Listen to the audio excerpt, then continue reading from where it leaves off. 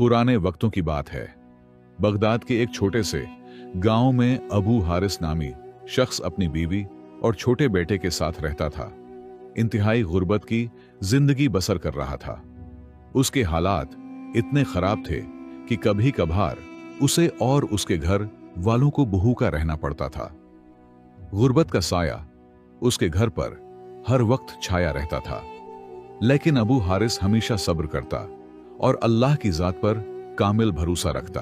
उसके पास घर के नाम पर सिर्फ एक कुच्छी झोंपड़ी थी जो उसके खानदान का वाहिद ठिकाना था।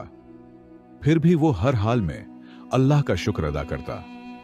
उसकी आंखों में एक अजीब सा सकून झलकता था, जैसे उसे दुनिया की कोई फिक्र ना हो और वो सिर्फ अपने रब की रहमत पर यकीन रखता हो। अबू हारिस एक सादा और मेहनती आदमी था। वो पेशे के लिहाज से चरवाहा था। वो रोजाना अपनी चंद बकरियों को लेकर दूर दराज के जंगलों में चराने जाता था। वो कभी अपनी किस्मत की शिकायत अपनी जबान पर ना लाता।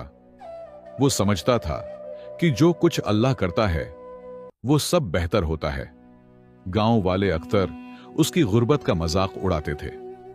वो कहते, देखो यह गरीब चरवाहा कितना बेवकूफ है। यह समझता है कि सिर्फ दुआओं से ही इंसान अमीर बन सकता है। लेकिन अबू हारिस उनकी बातों पर बिल्कुल तवज्जो न देता। अपने काम में लगा रहता और अपने रब पर भरोसा रखता। उसका एक छोटा सा बेटा था जो अक्सर अपनी तोतली जबान में उससे सवाल करता, बाबा कया हम कभी अमीर नहीं होंगे। मेरे सब दोस्त अच्छे अच्छे घरों में रहते हैं। वो अच्छा खाना खाते हैं, अच्छे कपड़े पहनते हैं, लेकिन हम इस टूटी फूटी झोंपड़ी में रहते हैं। कभी हमें खाना मिलता है, कभी नहीं। कया हम हमेशा ऐसे ही रहेंगे। यह सुनकर अबू हारिस मुस्कुराता और अपने बेटे को प्यार से समझाता, बेटा अल्लाह का शुक्र अदा करो। उसने हमें जिस हाल में भी रखा हुआ है बेहतर ही रखा हुआ है। अगर अल्लाह चाहे तो हमारे हालात जरूर बदल जाएंगे, और अगर ना भी बदले तब भी हम हर हाल में खुश हैं। हम में अल्लाह पर भरोसा रखना चाहिए। एक दिन उसका बेटा फिर बोला, बापा हम में कोई और काम करना चाहिए। जब मैं गली में खेलने जाता हूं तो मेरे दोस्त मेरा मजाक उड़ाते हैं। वो कहते हैं, देखो चरवाहे का बेटा आ गया। क्या मैं भी बड़ा होकर चरवाहा बनूंगा? अबू हारिस ने बेटे को प्यार से समझाया, बेटा चरवाहा होने में कोई शर्म की बात नहीं। यह पैगंबरों का पेशा है। तुम उनकी बातों पर गुस्सा न कया करो। मेहनत करना कोई बुरा काम नहीं। उसने अपने बेटे का हवाला बढ़ाया और उसे एतमाद दिया कि वो जो काम कर रहा है वो इज्जत का काम है। यूं ही वक्त गुजरता रहा। अबू हारिस रोजाना अपनी बकरियां चराता और उनके दूध से घर का खर्चा चलाता। लेकिन अल्लाह को शायद अपना यह चरवाहा बहुत पसंद था, इसलिए उसने उसे आजमाइश में डालने का फैसला किया। एक दिन अचानक उसकी एक बकरी खेत में घास चरते हुए बेचैन हो गई। उसकी सांस भारी हो गई और उसे चलने में तकलीफ होने लगी। अबू हारिस खौफजदा होकर उस बकरी को फौरन झुंपड़ी में ले आया। उसने गौर से देखा तो बकरी की आंखों में नमी थी और उसका जिस्म कपकपा रहा था। यह किसी बीमारी की अलामत थी। अबू हारिस ने अल्लाह से मदद मांगी, ए अल्लाह मेरी मदद फरमा। उसने बकरी को बचाने की बहुत कोशिश की। वो फौरन एक हकीम को ले आया। हकीम ने बकरी का बगौर मुआयना किया, लेकिन बकरी को सांस लेने में शदीद तकलीफ थी। चंद घंटों में ही वो बकरी गिर पड़ी और एक दर्दनाक चीख के साथ मर गई। अबू हारिस की बीवी की आंखों में आंसू आ गए। उसका छोटा बेटा भी रोने लगा और अपने बाप के करीब आकर पूछने लगा, बाबा हमारी बकरी क्यों मर गई? अबू हारिस ने दिल पर पत्थर रखकर जवाब दिया, बेटा सब कुछ अल्लाह के हवाले है। हमें दुआ करनी चाहिए और सब्र करना चाहिए। कुछ ही दिनों में उस बीमारी ने उसकी कई बकरियों को अपनी लपेट में ले लिया। हर सुबह जब अबू हारिस उठता उसे कोई ना कोई बकरी बीमार मिलती। उसका दिल और भारी हो जाता, लेकिन वो सब्र का दामन ना छोड़ता था। वो हर रात अल्लाह के हुजूर सजदे में गिरता और दुआ मांगता, ऐ अल्लाह, इस गरीब पर रहम फरमा। अब उसके पास सिर्फ चंद बकरियां रह गई थीं। घर का खर्चा चलाना बहुत मुश्किल हो गया था। जो थोड़ा सा दूध मिलता वो अपनी बीवी और बेटे को पिला देता और खुद अक्सर भूखा रहता। लेकिन चंद बकरियों से घर का निजाम चलाना तकरीबन नामुमकिन था। आहिस्ता आहिस्ता उसने घर का कुछ सामान बेचना शुरू कर दिया। कभी घर का कालीन बेचता, कभी पुराने बर्तन, कभी लोहे के औजार। लेकिन हालात दिन बह दिन खराब होते गए। आखिरकार वो दिन आ गया जब उसकी झोंपड़ी, जो उसका वाहिद सहारा थी, वो भी बेचनी पड़ी। वो कर्ज के बोझ तले दब चुका था और कर्ज अदा करने के लिए उसके पास कुछ ना था। अब वो अपनी बीवी और बेटे के साथ खुले आसमान तले आ गया था। अबू हारिस की बीवी बहुत परेशान थी।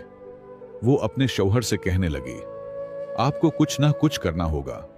अगर यूं ही हालात रहे तो एक दिन हम भीख मांगने पर मजबूर हो जाएंगे। अबू हारिस जानता था कि ये अल्लाह की आजमाइश है। वो सब्र करता रहा और अल्लाह से दुआ मांगता, ऐ अल्लाह, मेरा वाहिद सहारा भी चला गया। खाने पीने का कोई बंदोबस्त नहीं। मेरी बीवी और छोटे बेटे की जिम्मेदारी है। अपना रहम फरमा।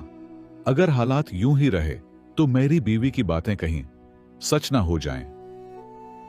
उस रात अबू हारिस, उसकी बीवी और बेटे ने खुले आसमान तले गुजारी। अबू हारिस बहुत परेशान था।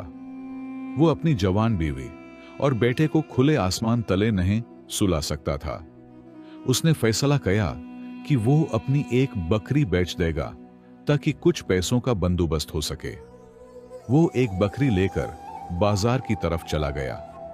बकरी का छोटा सा बच्चा उसके पीछे पीछे चल पड़ा। अबू हारिस का बेटा उस बकरी के बच्चे से बहुत प्यार करता। वो रोने लगा और कहने लगा, बापा, इस बकरी को न बिछें। अबू हारिस ने बेटे को समझाया, बेटा, मीन जानता हूं कि यह बकरी हमारे लिए कितनी अहम है, लेकिन उसे बेचने के सिवा कोई चारा नहीं। हम खुले आसमान तले रात नहीं गुजार सकते। मुझे यह बकरी बेचनी होगी कि हम कपड़े का खैमा बना सकें। बेटा खामोश हो गया।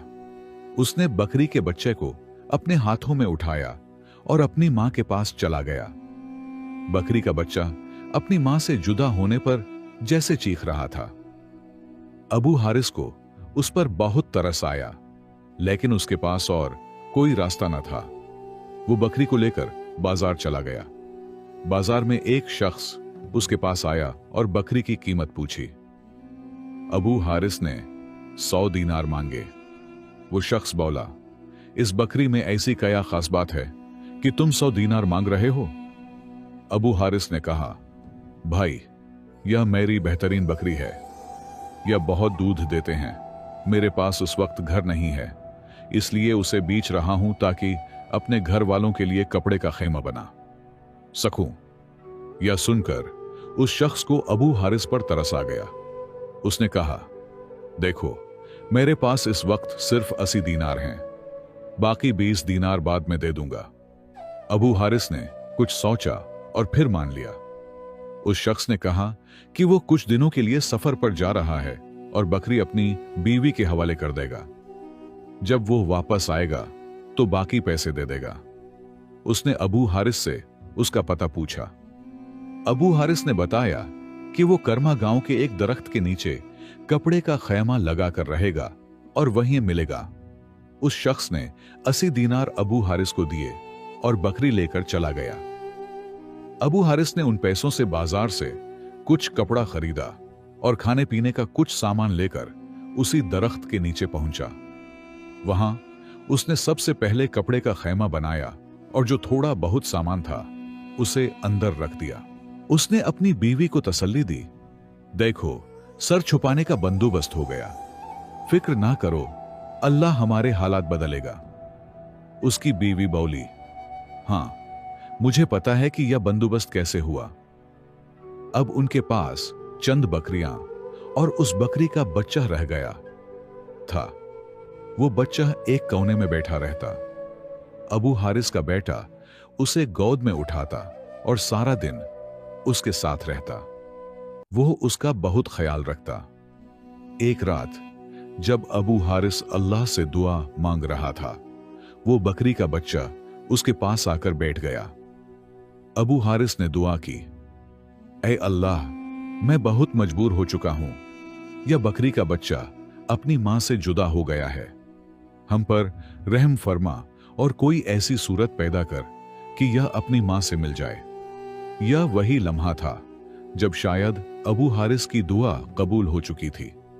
वक्त गुजरता रहा और वो बकरी का बच्चा कुछ बड़ा हो गया। अबू हारिस रोजाना सुबह उठता और अपनी बकरियों को लेकर जंगल में चराने जाता। एक दिन जब वो जंगल में बकरियां चरा रहा था, वो बकरी का बच्चा अचानक दूसरी तरफ भागने लगा। अबू हारिस को बहुत हैरत हुई। वो उसके पीछे भागा। बच्चा जंगल के बीच में जाकर रुक गया और एक बड़े से दरख्त के नीचे खड़ा हो गया। वो दरख्त बहुत पुराना लगता था और उसकी छांव बहुत फैली हुई थी। बकरी का बच्चा दरख्त के तने के पास जाकर बैठ गया। अबू हारिस को कुछ समझ न आया कि यह बच्चा यहां क्यों आया। उसने बच्चे को उठाया और अपनी बकरियों के पास वापस ले गया। उसने कुछ देर बकरियां चराएं और फिर घर वापस आ गया। घर आकर उसने खाना खाया, नमाज पढ़ी और सो गया। अगले दिन सुबह वो फिर बकरियां लेकर जंगल गया। उस दिन भी वही हुआ। बकरी का बच्चा दोबारा भागकर उसी दरख्त के नीचे जाकर खड़ा हो गया। इस बार वो जमीन पर अपने पंजे मार रहा था। अबू हारिस हैरान हो गया। उसने सोचा कि शायद इस दरख्त के नीचे कुछ है जिसकी वजह से यह बच्चा बार बार यहां आता है। लेकिन उसने उसे नजरअंदाज किया और बच्चे को उठाकर वापस अपनी बकरियों के पास ले गया। रात को खाने के बाद अबू हारिस सोच में पड़ गए। उसने अपनी बीवी से बात की। पिछले 2 दिनों से यह बकरी का बच्चा जंगल के बीच में भाग जाता है और एक पुराने दरख्त के नीचे जाकर खड़ा हो जाता है। वो जमीन पर पंजे मारता है, न जाने यह क्यों करता है। उसकी बीवी बोली, अबू हारिस, शायद इस दरख्त के नीचे कुछ है। क्या पता हमारी किस्मत बदल जाए। आपको वहां खुदाई करनी चाहिए। अबू हारिस को बीवी की बात पसंद आई। अगले दिन सुबह वो बैलचाह लेकर जंगल गया। जैसे ही वो बकरियां चराने लगा, बकरी का बच्चा फिर उसी दरख्त के नीचे भाग गया। अबू हारिस को यकीन हो गया कि यह कोई इत्तेफाक नहीं। उसने सोचा कि यह दरख्त शायद कोई निशानी है।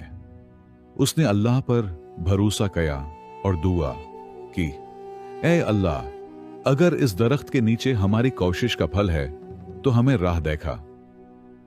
उसने बेलचा लिया और दरख्त के तने के गिर्द खुदाई शुरू कर दी। कुछ देर खोदने के बाद उसका बेलचा किसी सख्त चीज से टकराया। उसने मिट्टी हटाई तो एक संदूक मिला। उसके दिल की धड़कन तेज हो गई। उसने संदूक निकाला और खोला तो वो सोने के सिक्कों से भरा था। अबू हारिस खुशी से पागल हो गया। उसने बकरी के बच्चे को उठाकर चूमा और अल्लाह का शुक्र अदा किया। उसने फौरन संदूक को कपड़े में लपेटा और अपनी बकरियों के साथ खैमे में वापस आ गया। शाम हो चुकी थी। खैमे में दाखिल होते ही उसने बीवी से कहा, फातिमा बेगम, अल्लाह ने हम पर करम कर दिया। इस दरख्त के नीचे वाकई खजाना था। इस बकरी के बच्चे ने हमारी किस्मत बदल दी। उसने संदूक खोलकर बीवी को दिखाया। वो सोने के सिक्कों से भरा था। बीवी बहुत खुश हुई। उसने अपने बेटे को गले लगाया और बुलंद आवाज में अल्लाह का शुक्र अदा किया। अबू हारिस ने कहा, अल्लाह ने हमारा इम्तिहान लिया और इस इम्तिहान में कामयाबी का इनाम भी दिया। अबू हारिस के हालात बदलने लगे। उसने उसी जगह जहां उसकी झोंपड़ी थी सारी जमीन खरीद ली। उसने वहां एक बड़ा घर बनाया। जिन लोगों से उसने कर्ज लिया था उन सब का कर्ज अदा किया। उसने न सिर्फ अपने हालात बदले बल्कि जरूरतमंदों में खाना और चीजें भी बांटे। उसके चेहरे पर शुक्र की मुस्कुराहट हमेशा रही। कुछ दिनों बाद वो शख्स जिसने अबू हारिस से बकरी खरीदी थी सफर से वापस आया। वो 20 दीनार लेकर कर्मा गांव पहुंचा। उसने देखा कि दरख्त के नीचे खैमा नहीं बल्कि एक बड़ा घर बना हुआ है। वो हैरान हुआ और सोचने लगा कि शायद अबू हारिस यहां से चला गया। लेकिन चूंकि उसके पास अबू हारिस की अमानत थी, उसने सोचा कि इस घर के मालिक से पूछे। उसने घर का दरवाजा खटखटाया। अबू हारिस बाहर आया। उसे देखकर वो शख्स हैरान रह गया। अबू हारिस भी उसे देखकर बहुत खुश हुआ और उसे घर में ले गया। अबू हारिस ने उसे खाना खिलाया। फिर उस शख्स ने अपनी जेब से 20 दीनार निकाले और कहा, भाई, मैं तुम्हारे बाकी पैसे देने आया हूं। अबू हारिस ने कहा, भाई, क्या तुम वो बकरी वापस कर सकते हो? उसका बच्चा अपनी मां के बगैर बहुत उदास रहा है। या 20 दीनार रखो और जो 80 दीनार तुमने दिए वो भी वापस ले लो, लेकिन मुझे वो बकरी दे दो। वो शख्स बोला, ठीक है भाई, मैं तुम्हें बकरी वापस कर देता हूं। मां को उसके बच्चे से मिलाने से अल्लाह खुश होता है। तुम मुझे बस 80 दीनार वापस कर दो। मैं ज्यादा पैसे लेकर गुनहगार नहीं होना चाहता। अबू हारिस खुश हो गया। वो शख्स फौरन अपने घर गया और कुछ ही देर में बकरी लेकर वापस आ गया। अबू हारिस ने उसे 80 दीनार दिए और बकरी ले ली। जब बकरी का बच्चा अपनी मां को देखा तो खुशी से उसके पास दौड़ा। बकरी ने भी उसे फौरन अपने साथ लगा लिया।